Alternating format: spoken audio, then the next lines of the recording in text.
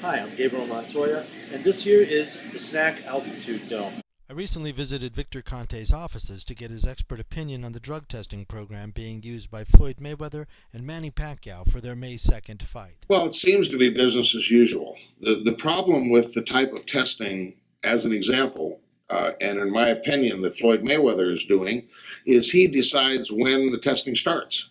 So who knows what's going on for 3 or 4 months, before the opponent is selected, and you turn the random testing period of whether that be 8, 10 weeks, whatever it is, before a fight. There are many fast-acting substances that are out of the body in a matter of hours, if not a few days. So what I'm saying is I don't think that testing is effective. The only way that you're going to have effective testing is to do 24/7, 365, and that is random. And even if they only come a few times a year, once you set up this 24/7, 365 pool, knowing that they can come in the door at any moment is a very strong deterrent. As opposed to, deciding, hey, I know there's going to be no testing. There's a full green light to do whatever anybody may decide to do. And then once the fight's signed, then we immediately go into this pool, and it's possible that somebody could just taper off, and for that period of time, say 8 weeks before a fight, they may be clean. But let me say that when you use these very powerful substances for a matter of 3 or 4 months, the gains certainly carry over to fight night 8 weeks later. And to add to that, right, say it's an 8-week period, 2 weeks of that, the last 2 weeks, you'd be tapering off, wouldn't you? That's true, because what people don't understand is that any of the anabolic hormones, testosterone or other anabolic steroids, they work through something called cell volumeization. In lay terms, that means they make you pumped, they make you tight. Well, you're actually not as fast. You're much slower when you're on than when you come off. As an example, world-class sprinters can be full on a cycle and using testosterone, and they may run 10-20. They taper off a couple weeks later when they have a normalized fluid balance, they'll run 10 flat. You might be 2 meters faster in 100 meters. So what I'm trying to say is you perform better off of anabolic steroids than you do on. So they help you to build that base, but they actually would make you, so even if you were doing things, if there was no testing and you could use all the steroids that you wanted to get the maximum benefit, you would still taper off a couple of weeks out from a fight. Well, the question that emerges is, how do you fix this? That's the key. We can talk about various problems and who's in the sport and who's not. Many criticize me as a result of my background, and they have every right to be suspicious. But the way you fix that is put the fighter in a 24/7, 365 testing pool. Then no matter what they're doing, they're going to, there will be some consequence. I mean, yes, you can microdose, there are many different techniques that can be used to circumvent the testing, but anytime it's random, and then if you use the intelligence that you have and you target test, and you know when they would be using and not when they would not. In other words, let's just say that, let's talk about something current. It was announced by the Heyman Group that they were going to have all of the fighters that participate in this premium boxing champions, that they were going to have testing by USADA. But my understanding is that the fighters were not tested until the week of the fight. So if they knew that they were going to fight 2 months ago and they filled out all the whereabouts forms and information regarding supplements and medications they were taking, and but then here we are 2 days out from fight night, and you show up today, that's not random out of competition testing. That's technically it is, because it's longer than 12 hours out from the fight. So that's the definition of out of competition testing. But I would call that more in between or right before. I don't know what the purpose of testing somebody 48 hours before a fight is, or, other than the recreational drugs or some sort of stimulants. These athletes are not dumb enough to be taking stuff on fight night. Mr. Anderson Silva, Unless you're Anderson Silva. Well, there's a serious conflict with the reporters, the boxing scribes, like there is with the athletes. You know, you get, if you don't have effective testing and the boxer knows that the other guy's likely doing stuff, then he's doing stuff. It becomes a use or lose mentality. Right. So with the boxing scribes, if they're going to lose their credential, or they're not going to get access to the fighters to do the interviews, so they can't use that material to draw advertisers or viewers that end up trickling back as income for them, then they're not going to do that. So they're not asking the tough questions. Where are the questions now? Who's for the Pacquiao and Mayweather fight? Was there any discussion about the testing? Has anybody been tested yet? If so, was it blood and urine? You know, what are the specifics of the program?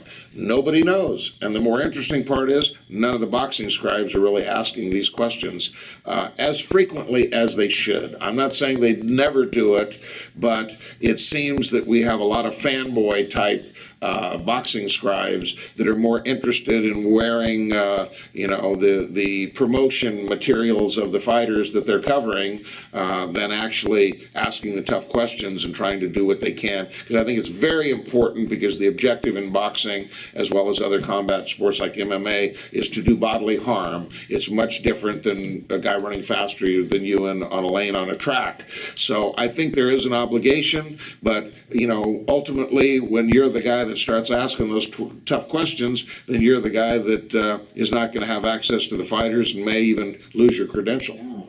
I do. It's a sad thing to say, but I think at the elite level of sport, like I said on 2020 in December of 2004 to Martin Bashir, there is no Santa Claus, Easter Bunny, or Tooth Fairy at the elite level of sport. Those at the very top are enabling, harboring, and promoting the use of drugs. This is the case in the Olympics. This is the case in the NFL. It's the case in Major League Baseball. It's the case in boxing. It's not just the fighters that are cheating. It's those all the way at the very top who are looking the other direction. Do I think boxing promoters know that let's call it the overwhelming majority of elite fighters are using drugs? I think they know. Now, they may, like Bud Selig, feel an obligation to present propaganda to the effect that we have the toughest testing, we'll stalk you to the end of the earth and we're going to clean this all up. And you have to pretty much ignore what they say and look what they actually do. And I believe that in the NFL and Major League Baseball, that there are people who are given the heads up to these athletes. Do I think, in track and field that it was state-sponsored doping going on in Jamaica, that you had medical doctors in charge of testing that were basically letting the athletes know that they wouldn't be tested before the Olympic Games for a 5-month period and to go ahead and use all the drugs that you like? Why does this happen? Because the success of Jamaica at the Olympic Games is great for tourism and brings a lot of money to the country. So they reward these athletes. Usain Bolt in Beijing won all those gold medals, and when he got home, they gave him a $6 million piece of beachfront property. And they're not the only country, but the Bahamas did this back in 2000 with the so-called Golden Girls that won the 4x100 relay gold medal. And when they got back, the Bahamas gave them 6 pieces of beachfront property worth $500,000 apiece. This is all good. The success on the grand scale on television is great. So, have we had state-sponsored doping as they're investigating now in Russia? I believe absolutely they have. And then does it go beyond that? Well, all of a sudden, you've got reports of positive drug tests being covered up and people paying money to be allowed to compete in the Olympics. And then it turns out that the president of the Track and Field Federation in Russia just happens to be the secretary-treasurer of the IAAF, the governing body. And then the president, Diak's son, is involved, and he has to step down, and everybody has to step down. Just like the entire board of directors of JODCO, the Jamaican Anti-Doping Association, had to step down. Were they in on it? Did they know that these athletes were doing stuff? Do I think that boxing promoters know that these athletes are using drugs? I think they do. The testing needs to be independent. You know, you look at some of these cases here as an example with the Nevada Commission with the Anderson Silva and John Jones cases where they tested them 3 weeks out, didn't get the test results back until after the fight, so the event goes on, the promoters get paid, the fighters get paid. Well, is it incompetence or is it collusion? You know, now the the Nevada State Athletic Commission's director is saying, oh, we would never do this. Well, it happened twice. And this, you know, I mean, is it not their job to know how long it takes to get test results back when you submit them to a water-approved laboratory? I mean, it's an excuse, but is it a reasonable excuse? In my opinion, it's not. I mean, I think they know they're getting a percentage of the gate. Therefore, does it serve them to have the event canceled where they don't get paid hundreds of thousands of dollars?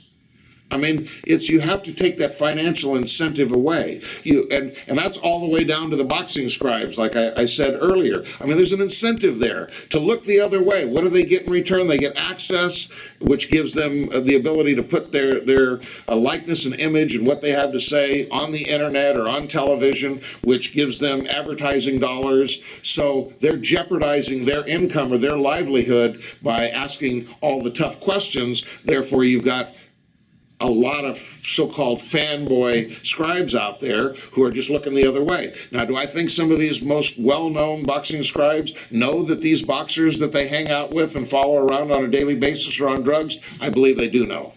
There needs to be much more transparency. You need to know what types of tests are being performed. There, you know, after the fights are over, you look at, let's just take Mayweather as an example, and USADA. Well, they come out and they say, well, on this date we tested blood, on this day we tested blood and urine, on this date we tested blood, but they don't tell you what tests they're doing. What specifically are they doing? And, you know, there's no foolproof program, you know, but if they would, when I went to, in 2007, December 12th, 2007, I met with Dick Pound, the founding chairman of WADA. And he said, if you could be the king of anti-doping for a day, what would you do? And I told him exactly and precisely what I would do over a 3.5 hour recorded or transcribed meeting.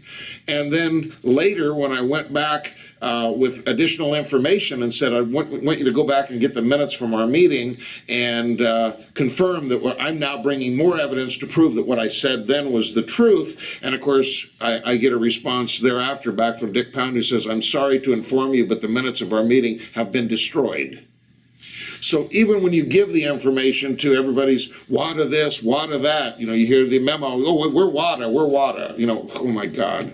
He's uninformed because WADA, for the most part, doesn't do testing. And if they do, that yes, they approve the labs and their methods and procedures and give them the certification, but they're not really, they can in certain limited cases. You know, I would say on average, WADA themselves, in terms of targeting and looking at athletes, may do in the neighborhood of 200 tests a year. But how many athletes show up at the Olympic Games, you know, that are competitive and participate? Over 11,000? So there's not, all I'm trying to say is the testing is not effective because they're more concerned about the money that they get, the politics involved. They talk a good game, but do they really catch anybody? In other words, in 2012, they came out with every test that they do and the percentage of positives they found from that test. So all other tests, excluding carbon isotope ratio testing, the CIR testing that they do for synthetic testosterone, had a positive rate of less than 1%. Carbon isotope ratio had a positive rate of greater than 5%. So you've got the most effective test. And do they routinely use this? They don't. They use it as a confirmatory test when they get an elevated TE ratio, but I'm telling you that they may claim in different sports that they do it. You know, I've said I believe it's less than 5%, but I truly believe it's less than 1%. So when they have the tools, they have the effective test, they could be testing on a random basis. They're just not doing that. And specifically to talk more, about WADA, I gave information to them in terms of exactly what I would do to even go back through the Adams system, where they have frozen samples over the last 8 years. And I recommended that they go back, as an example. Let's clear all this up. The biggest star in Olympic sport is Usain Bolt, right? So he broke all these world records back in 2008 before the Beijing Olympics and at the Beijing Olympics, and in 2009 at the World Championships in Berlin. Go back and test those samples using carbon isotope ratio for synthetic testosterone, which is going to detect farther than you can, which is a matter of hours with the TE ratio. But I can tell you, the word came back to me, they have no interest in doing that. It would be horrible for the Olympic movement. This is the biggest star. This is generating the most money. So do I think that they're doing everything they can to actually catch these athletes? No, I believe there's a lack of a genuine interest in doing that exact thing. And they want to talk a good game, but are they actually, when they get access to information like I gave to them face to face and have been over a number of years, they've simply ignored what I've said. So I just, that's the sad part about all of this, is that until those that have the money and the power develop a genuine interest in catching these boxers and these other athletes in all sports, we're going to continue to have a rampant use of PEDs. I pointed to Major League Baseball with the use of synthetic testosterone, and I went on the record, and in the following year they had more than 10 positive drug tests. Listen, this is what when I criticized WADA, and I said, you need to use the intelligence that you have and target test, okay? So what is a good form of intelligence? How about that Victor Conte was, giving athletes PEDs? We know this, so I'm a person that should be target tested. Any athlete that works with me, I recommend that they do 24/7, 365 testing. I've sponsored more than 10 boxers who have done this sort of testing. So what I'm saying is, somebody like a Memo Heredia, who has this history of distributing PEDs to elite athletes, why are they not target testing him and his athletes? Just like they should target test me and my athletes. I welcome that. Memo claims, we want to do USADA, we want to do WADA. Well, why are none of his fighters doing this? The Pascal thing, let me say this. With that testing up there, my understanding is, what was the consequence going to be? Is it going to be some financial penalty? Is it going to be, who's the governing body that's going to give a suspension? How long is that suspension going to be? Typically with state athletic commissions, it can't be any longer than the length of the license that they have, which is 1 year. So guys, Andre Berto, as an example, tests positive, and what does he get, a 3-month suspension?